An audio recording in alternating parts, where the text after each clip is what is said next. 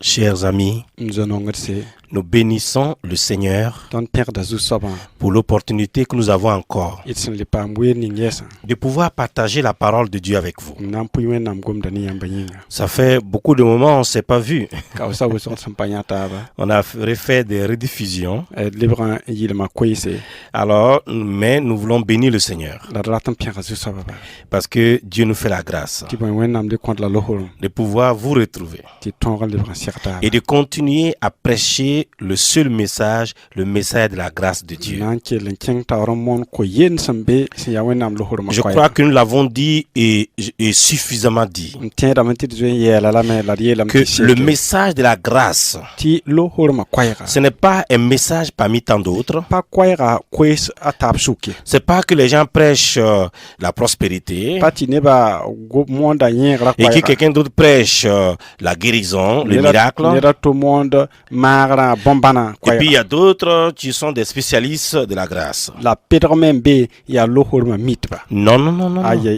C'est le seul message. Et quand il n'est pas prêché, nous n'avons que le message du voleur. Donc nous avons besoin de considérer le cœur de Dieu et de prêcher le cœur de Dieu. Alors ce soir ensemble, nous allons juste vous laisser un titre: l'esprit de la grâce et l'esprit de la vérité.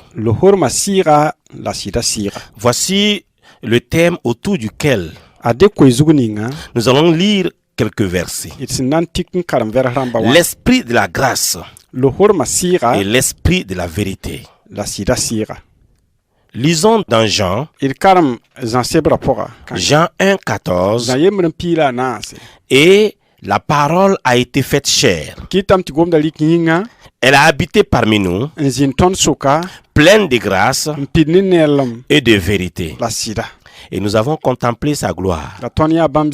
Une gloire comme la gloire du Fils unique venu du Père. Vous voyez là, ce passage est formidable. Et nous allons prier. Père de grâce, merci pour ta parole. Merci pour ce message. Le message de la grâce. Un message extraordinaire. Le seul message qui est digne d'être prêché. Ce message, lorsqu'il est prêché, le pupitre prend feu, la chair prend feu, et c'est magnifique. Seigneur, bénis chacun, l'entendement de chacun, au nom de Jésus. Amen. Vous savez, juste ce passage, il est dit, la parole a été faite chair et elle a habité parmi nous. Mais il est dit pleine de grâce et de vérité. Et j'aime bien comment c'est dit.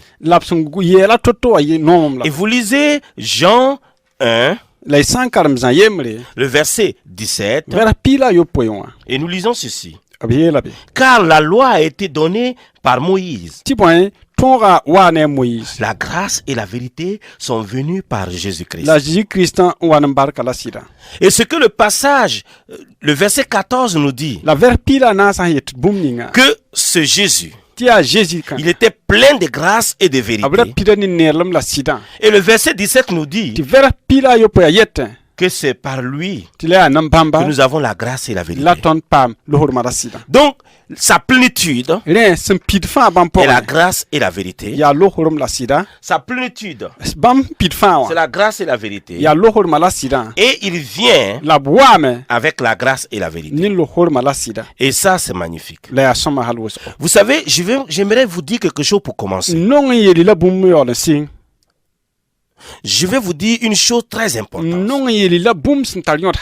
Ce ne sont que la grâce et la vérité mises ensemble qui peuvent bien refléter la vraie nature de Jésus-Christ. Et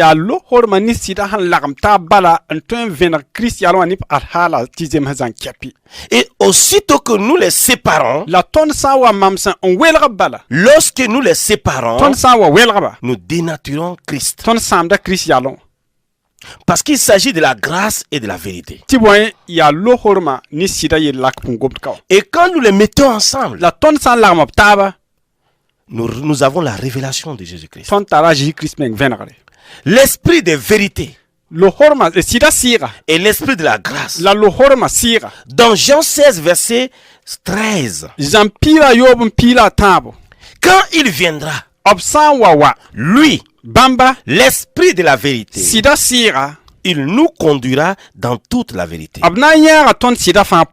Car il ne parlera pas de sa propre initiative. Mais il dira tout ce qu'il entendra et il vous annoncera ce qui est à venir. Quand l'esprit de vérité viendra, qu'est-ce qu'il va faire? Il va nous conduire dans toute la vérité. Il ne vient pas parler de lui-même. Il ne vient pas pour que ce soit lui qui soit vu. Mais il vient pour apporter la révélation. Et il est l'esprit de vérité. Et il nous dirige dans toute la vérité. Et dans Hébreux 10, le verset 29, il est appelé l'esprit de la grâce. L'esprit de vérité est appelé l'esprit de la grâce. Et j'aimerais vous dire, tu ne peux pas être rempli du Saint-Esprit sans que ces deux choses-là soient opérantes dans ta vie. Quand tu es rempli du Saint-Esprit, ces deux choses sont opérantes dans ta vie. L'esprit de vérité et l'esprit de toute grâce. Ça, c'est magnifique. Mais aujourd'hui encore, on pense que être rempli du Saint-Esprit, c'est juste de manifester un seul don. Parler en langue. Quelle pauvreté. Pourquoi ne pas aller plus loin que ça? Quand nous sommes remplis du Saint-Esprit, nous manifestons la nature de Dieu. Le caractère et la nature de Christ deviennent une réalité dans notre vie. Et les gens peuvent voir. Les gens peuvent voir que c'est la plénitude de Christ qui est manifestée dans notre vie. C'est ça, la révélation de Dieu est là. Écoutez attentivement. Allons plus loin que juste ces miettes qu'on nous a données depuis longtemps. Et des gens ne veulent pas étudier la parole de Dieu sérieusement. Et parfois, ils sont même en colère. Parce qu'ils sont étonnés de voir qu'il y a mieux que ce qu'ils disent. Et il y en a. Écoutez, si vous ne voulez pas étudier attentivement les Écritures, vos fidèles vont vous surprendre. Parce qu'ils vont sur Internet, ils répliquent toutes sortes de messages des hommes qui étudient la parole de Dieu. Et ils vont découvrir très rapidement que vous êtes des ignorants. Et ils ne vont pas vous écouter.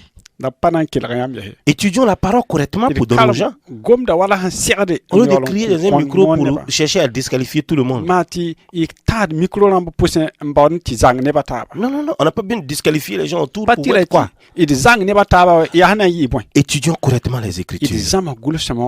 Jésus n'a jamais opéré en dehors de sa plénitude. Il n'a jamais révélé la grâce sans la vérité. Et jamais la vérité sans la grâce. Je répète ce que je suis en train de dire. Il n'a jamais révélé la grâce sans la vérité. Et jamais la vérité sans la grâce. La